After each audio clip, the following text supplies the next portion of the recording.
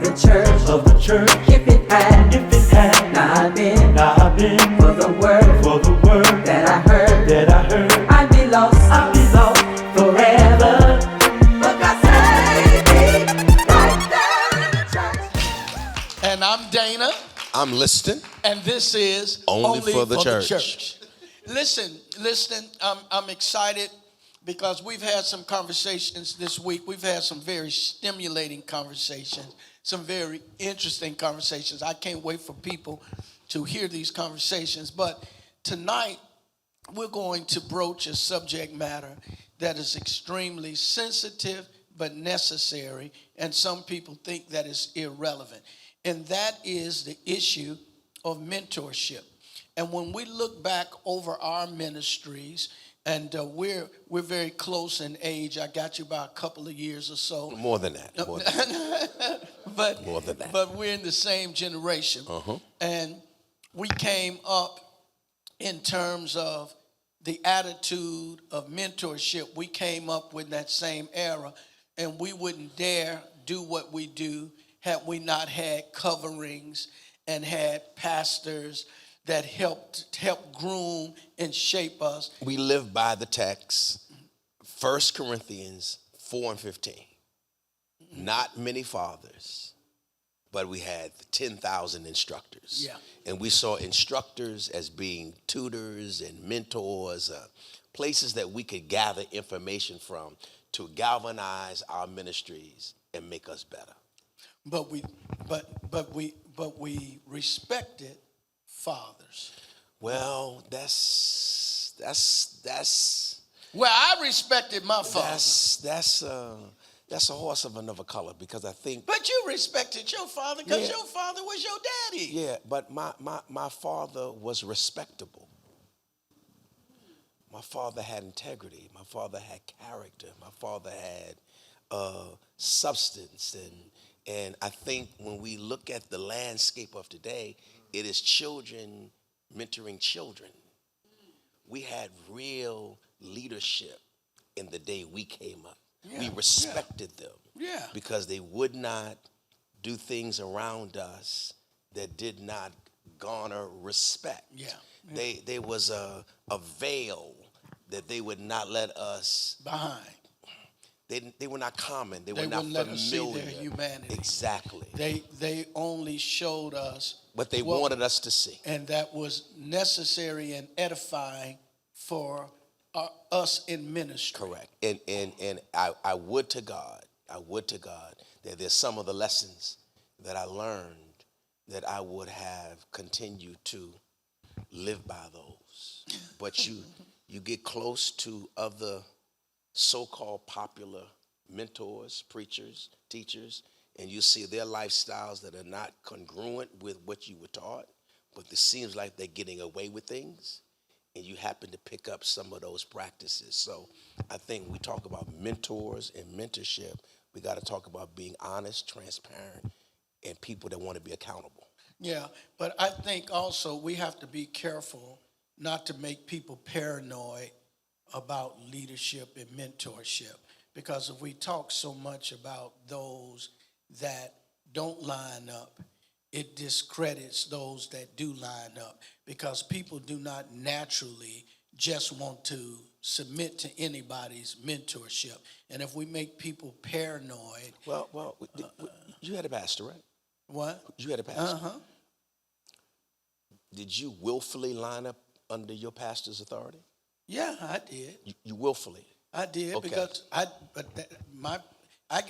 got saved and called into the ministry the same time, so I didn't have to.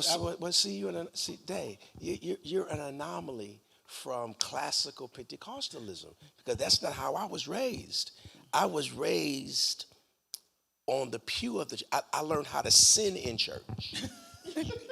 You didn't learn how to sin in church. I did. No. Before I was saved, I did. But you weren't.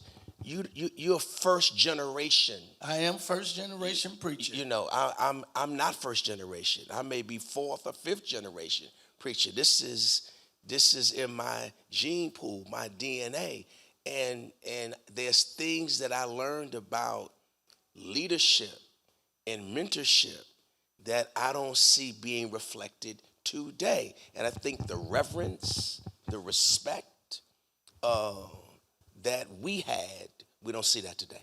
Yeah. Now, I agree with that, but I also see it as we have a generation of preachers that feel like they don't need that. There's this spirit of pride and this generation Entitlement. but they feel like they're like kids. Your kids grow up and they think you've never been a teenager. They think you are so ancient that you don't understand their world. Like they don't think you've ever been 20 or 17. And this generation of preachers now, a lot of them, they see preachers that are older in stature and age in ministry as unnecessary and obsolete and irrelevant. Well, I think that's a different conversation then. Well, that's the one I'm trying to have. Well, that's the different conversation. but that may be a relevant conversation. But I think we the broader conversation along with that is honor, reverence, respect, and what we as mentors model in front of people. I think that's very important. What we model. I agree. I agree. But what I'm trying to get at, I'm trying to answer the question: is mentorship among preachers and clergy, church leaders, is that necessary?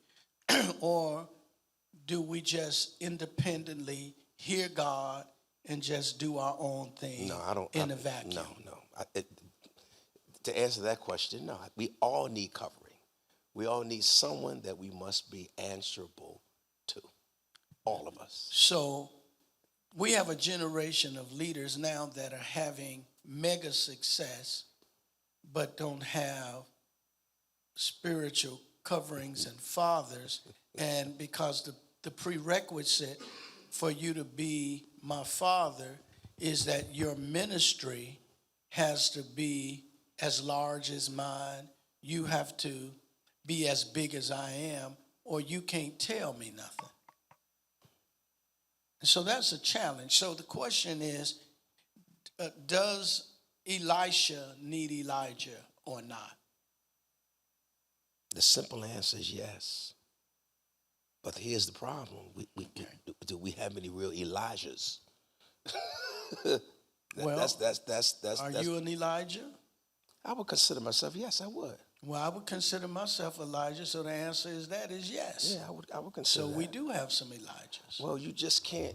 We're not the last of the Mohicans. We may not be, but this generation is not the type of generation that we are accustomed to leading. This is a different. Oh, I agree. This is a different day. No, I agree with that. Man, there was a day you pastor differently than you did 25 years ago. Yeah. You don't pastor the same. Yeah. You can't even mentor people the same way today that you did 25 years ago. A segment before this, you talked about how you grabbed Charles Moody in his collar because he's a son. Try that today. You'll be on social media. You'll be on blog sites. It's a different. We live in a highly offensive age. Everybody's offended. You can't tell them anything. They're just sensitive. And real mentorship is me telling you, you didn't do that right. And I don't have to try to find the right language to say it. Some situations I can't say it to you nicely. I've got to be harsh when I say it. But this climate that we're in now, they could be taping you. It's a different day. So how you and I was corrected, how Apostle Wilcox corrected you, how Bishop Page Sr. corrected me. If I got up and preached and I said something wrong, he'd get right up behind me in the mic and say, "Saints, that was trash." That was trash tonight. He didn't study. Okay, the next time I get up, I study. but I'm not as charismatic.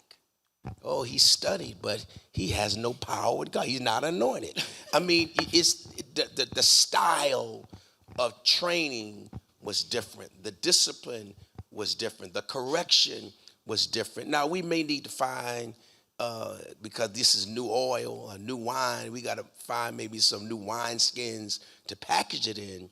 But we have to be honest. Yeah. That how people mentor today is not what we're accustomed to. No, and you know, the scripture talks about in the book of Hebrews about if you are a son. It says you don't have many fathers, but you need to have a father. You got to have one. But it says that if you be without correction, then you're, King James Version, you're a bastard. Illegitimate. You're illegitimate. And so, and rebuke and correction doesn't feel good Never. on the front end, but it proves fruitful on the back end.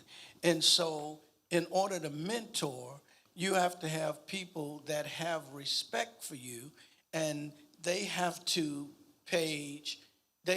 embrace this term submission. Yeah. And submission is not agreement.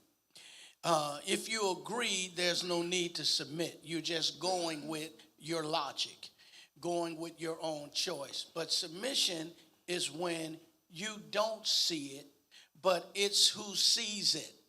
You believe in what they see. And you do it. More than what you see. And you do it. And you do it. So you trust them to see what you don't see, and you trust them to see what is the opposite of what you do see, because you have reverence and you have honor and respect for them. Now, we don't see that in a lot of. It's out there. It is out there. You're an example of it. The ministers and the elders that you have under you, my ministers and my elders that are under me, it's out there, but it is not as widely seen as when we were coming up in ministry. That's all I'm saying. Because people always ask you, who you under? Correct. That was a question. Who's your I've never seen a day where there's so many spiritually orphaned people that are running around looking for somebody to connect with. And if you don't have prominence, if you don't have itinerary, if you don't have large ministry, they don't think you have anything significant to say. And I think people don't have to have large churches or popular names to have something valuable to impart. And you know, and covering and fathers are so important. When you were saying that, you said, use the word orphans. And I was thinking about how Jesus said in John's, in the book of John, he said, I will not leave you orphans. Orphanage, that's right. Like, it's so important. I'm going to send you another father, someone who will step in. I'm going to send you a covering.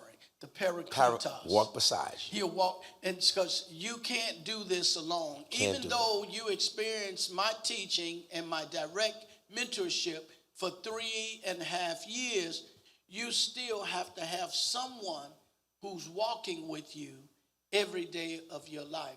And, you know, as people that have done and lived a little life in ministry, you know, you have some wisdom to impart, and a lot of the things that went wrong for you, you learned, because experiences are expensive. It costs you a lot, and you want to save some people a lot of expense. You want to share it, but it's, you know, people are so stubborn temperamentally and pride-wise, sensitive. Yeah, that you can't say anything. Very, very sensitive. And so, where I am today is, you know, you asked Dr. Moody in the back. You asked Dr. Moody, is Dr. Carson the same kind of leader he was when he first started mentoring and grooming you all?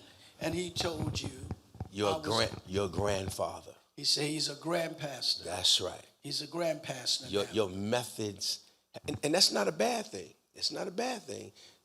I have grandchildren now, and I do not handle Kendall and Carter like I handle Crystal and Liston. I don't handle them the same. I have more knowledge.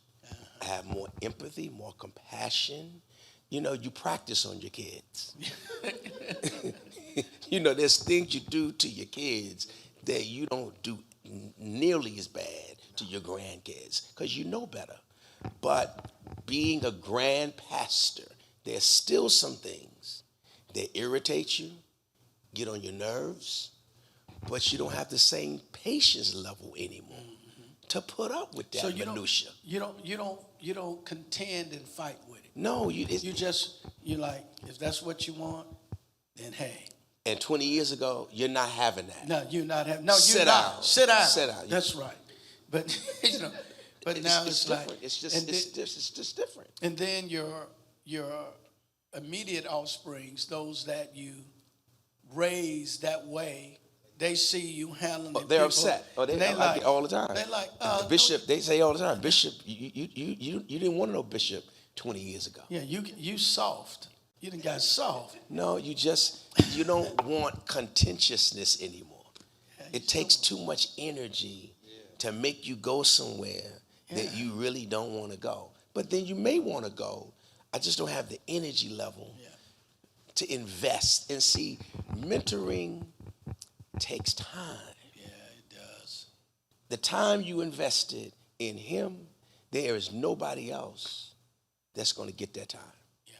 And so, that's good to have them on the forum with us on the day. That's an added treat because. Well, they gonna talk about you. They don't really know me. They don't. Oh no, they know you. They know you. You've been an adjunct mentor.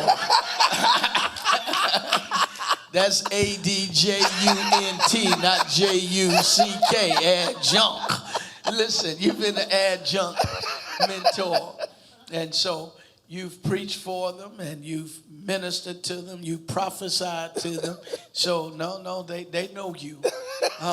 But, I had the privilege and the honor of spiritually mentoring my wife because she was a part of my congregation before she was my wife.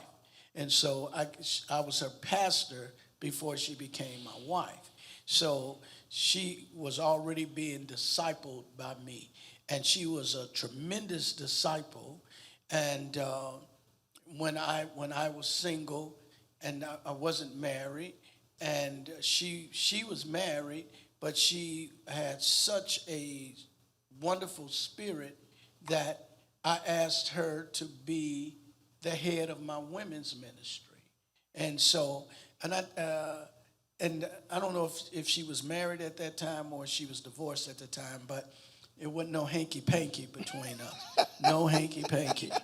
And she represented what I thought could be a good representation for my women in the ministry as a single man, and I had a large ministry.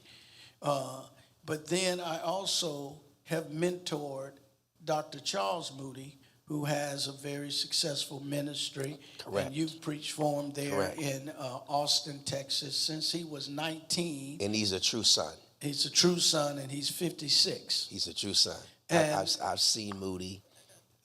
Moody is a real son. Yeah, and I've mentored Pastor Curl since he was in his 20s, 25, and then Moody was a big brother to him, a big brother. Okay. And so he helped me mentor Curl, and that's what big brothers do. Like Dana, he has to help me with John and Devin and Mariel and Angel. He knows that. And so I've gotten a chance, and Curl is now 52. Then I've mentored Minister April Smith, who's our head minister, and she was 18 going on 19, and she's now 42. Wow. And she's 42. So I've mentored them. Pastor Curl has his own thriving congregation in South Central Texas. Dr. Moody in Austin, Texas. And April, Minister Smith, is my head minister, and she's my assistant editor to my wife, who is my chief editor. So all of them, they all know my theology sometimes better than me. So if I get it off, they can correct me. No. They can correct me. Because the older you get, you start forgetting stuff. Falling asleep in the middle of your sentence. But, so, you know, I like to see what they have to say. 2 pastors, a head minister, executive pastor, preaching pastor. Okay, so we're going to sit here.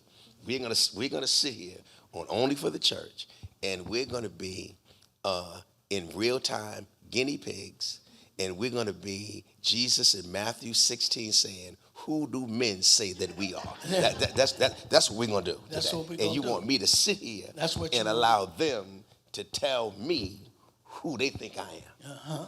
Okay. No problem. That's how my grandbaby say. My grandbaby say, uh-huh. Okay, no problem. Let's go for it. Let's go. So welcome to Only for the Church. Y'all speak on behalf of mentees that were mentored and the necessity of it. Big brother. Be raw, be real, because that's what we do on Only for the Church. That's right. You got to be professional. I think the necessity of one word is submission.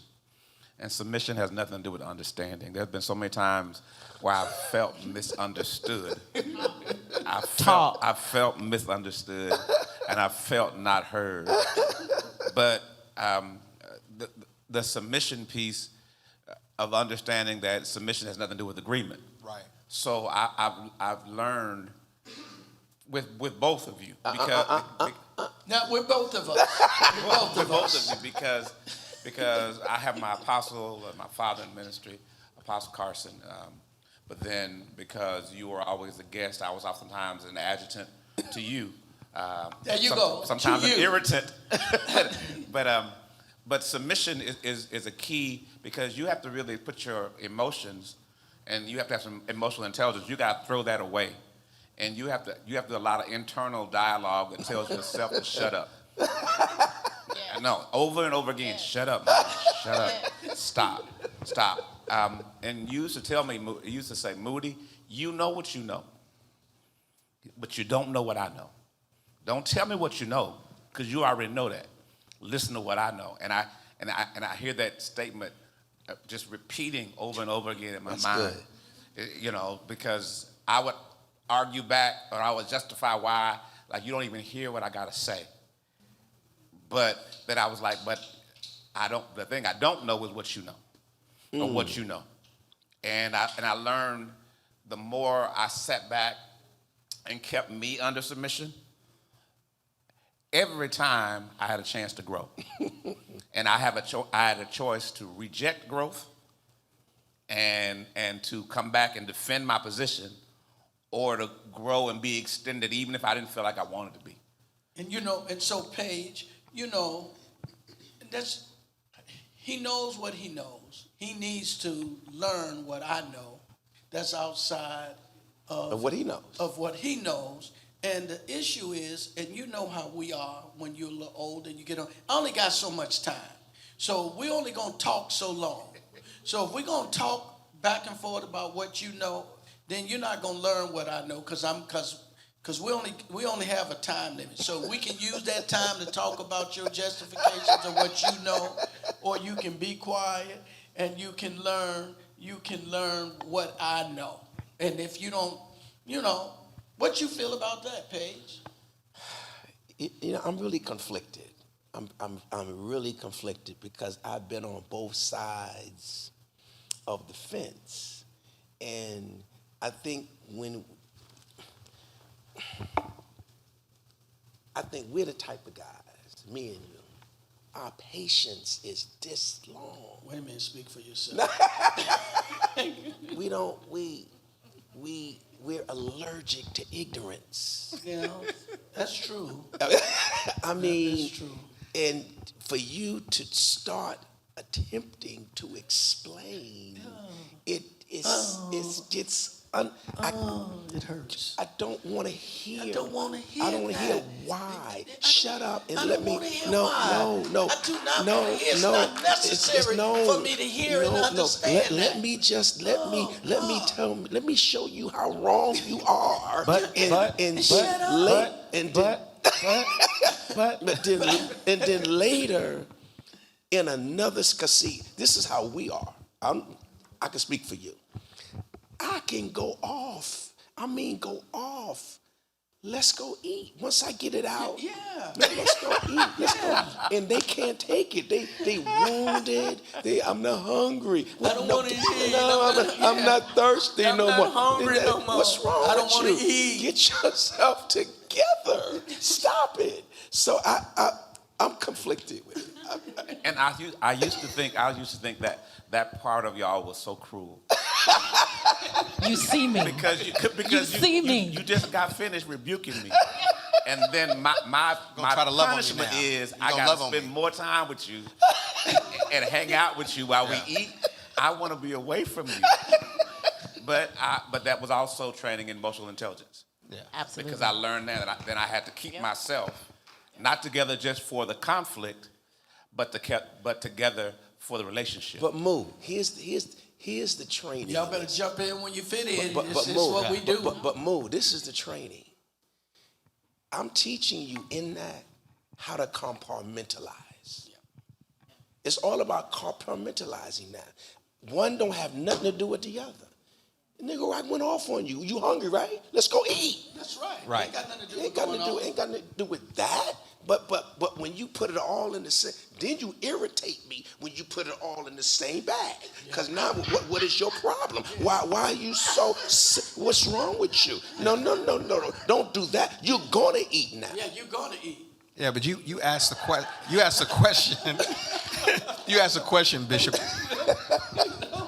You were talking about, I guess, today's generation of young men and why they don't want to be mentored. You said something very key. I think it's very key because they look for connection and networking, but not fatherhood.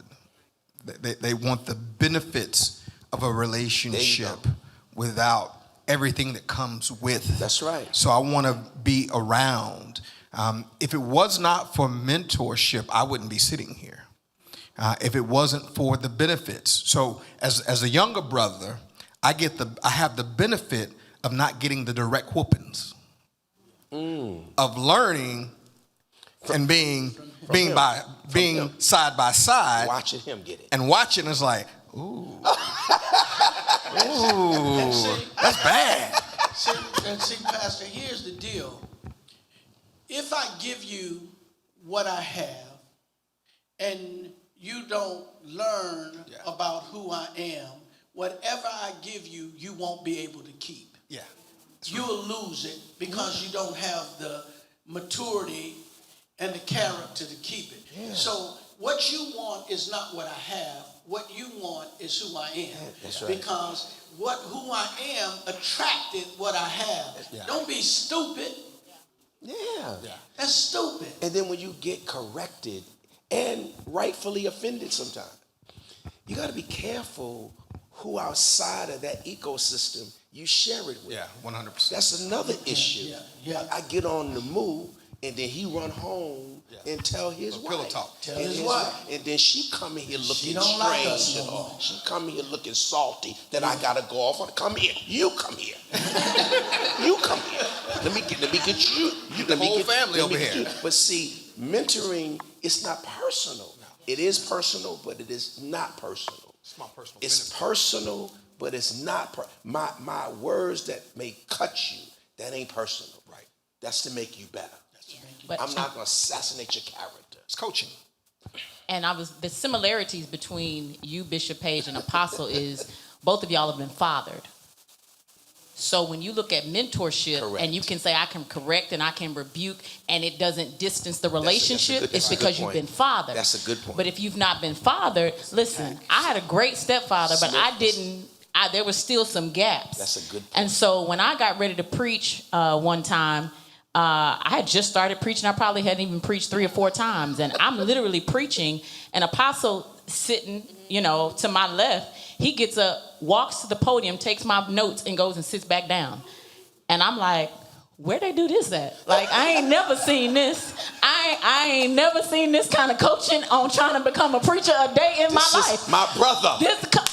Minister They Smith did the right thing. Listen. He told me, I was preaching one time, and he stood in the front row. He said, "You're dying, Mo. Stop. Stop now. And I was trying to go, "You're dying. Stop. Give me the mic. He didn't take my notes. He took the mic Your away. audience. Don't listen to him. But Dr. Carson taught us how to be father and how to be mentored. And it's not to say we were never offended. He just taught us how to deal with the offense and taught us that you can still keep a relationship even though I rebuke, I correct, and it's never for your destruction. Never. I'm trying to make you better. Any functional parent does not want to destroy their child. Talk. So if you perceive it as destruction, that's because you're not a son or a daughter, you're a bastard. Talk. Can I pivot for just a second? Because I want to say that just a slight pivot. Because when it comes to submission, what I've learned is submission means allowing my mentor to grow. And one thing that I have found is that as times have changed, fathers are judged. And so I remember Dr. Carson, Pastor Carson, he would do A, B, C, and D to certain people if they did A, B, C, and D. He later found out that wasn't the best way. And now later on, 20 years later, he doesn't deal with people in that way anymore. And so when he would have people around and we would see those types of things, we didn't judge that Dana Carson. Right? We didn't judge it. That's just, we submitted. That was how we did it. That's how we conducted ministry at that time. Mm-hmm. But and we would have people around all the time. After every service, we sit around at the altar and we talk to Dr. Carson. And we said, we're going to do it this way and we're going to do it this way. Or we go to Bennigan's and we talk and he would share. And we would always have people in our home. And he would do his way of ministry and no one judged it. But now, in the last 5-10 years, you have people in your home. You try to mentor people. You do certain things, and they judge you. They uncover you. They Make you look. And they don't. And they are not submitted. And they don't allow the man of God to grow, to be a man of God who is constantly having the Holy Spirit deal with them. And I think that's we remove the humanity of the man of God and use that as an excuse to circumvent the command to submit. Yeah. And that's the danger. And that's where you lose out. You lose out on watching the Holy Spirit mature your father as you continue to submit, because there are lessons to learn when he is right and there are lessons to learn even when he's wrong. And so you got to learn how to stay submitted and watch him grow, watch him mature, remain under all the way through. And that's what I've learned. I've learned to remain under and learn. How powerful that is. Because that is, not only is that true, I'm a living example of that. When I first started pastoring, I took the model that I saw. And that was good for me, but it wasn't good for my contemporaries, because I started pastoring my contemporaries. They saw my father as their father. They saw my father as their pastor. They saw me as their brother. So trying to impose the same type of rules on your brothers, your siblings, it's not going to work. So a young lady in our church, she gets pregnant. Well, I did what I know my father was going to do. Was it yours? No. Now you want to hit under the belt? You want to do that? No. We gonna do this now, right? No. We doing this? No. No, we gonna do this. No. Now we can go there all night. I'm ready. That's all. No. I got you. No, you sure? I got you.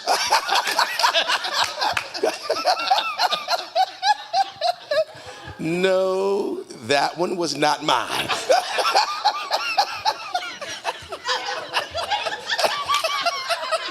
No, it was not.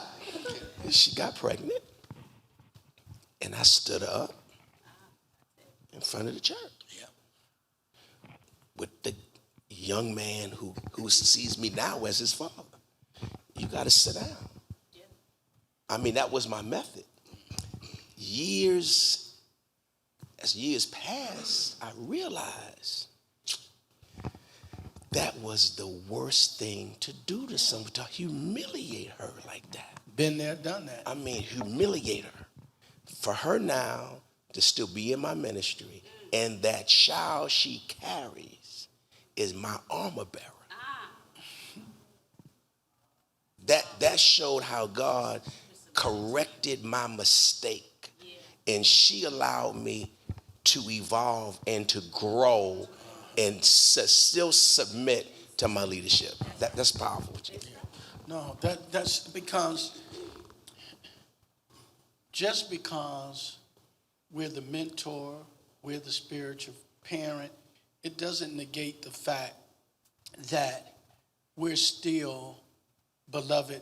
It does not appear what you shall be. So we're still in sanctification. Mm-hmm. God is still changing and maturing us.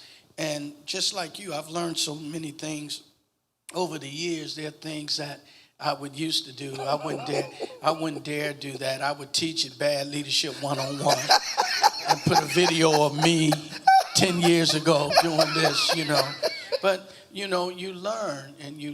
And so like when Dr. Moody is say he's a grand pastor now, grand pastor means that I'm much wiser now. And, but then also, I'm a little bit more intolerant to the point where, unfortunately, I do love you. I'm not going to fight that long for your victory. I'm just not. I used to fight a long time for you, for your victory. But if you want to act a fool, if you want to act a certain kind of way, I'm just. Like you grabbed him and said, "You're not gonna fail. You're not gonna give up. You're not gonna do that today. You give it up. All right. I'll see you later. The Lord be with you." Yeah. But that's because we don't. we don't have the energy. We don't just have the energy anymore. It's not love. We don't have. If I give you all my energy, I don't have any for myself. Yeah. I want to throw one thing out, though, that I think for sons. Give. Go ahead. No, I want to throw one thing out for sons and daughters, and I want us to avoid the word offense or offended.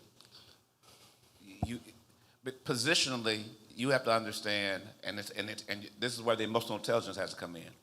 I may not be understood, and I may not even agree, but I will not allow my heart to be offended. Because once I allow my heart to be offended, Moody, that means I've justified my position. Yeah. And I've vilified your position. You're vilified. Moody, we need to take this. We really need to take this on the road. Because you will be shocked how many of our colleagues go through this and they have people around them that lack the two words, emotional intelligence. They serve as long as they're not wounded. And you serve better when you are wounded. I've served better with tears in my eyes. I've served better knowing I didn't do that. Dad, I didn't do that. You did do it. You look like you did it. you know what you look like. You look guilty. Dad, but you look guilty. Were you there? Yeah, but you didn't tell me. You're still guilty. So you get the same. It's like pledging.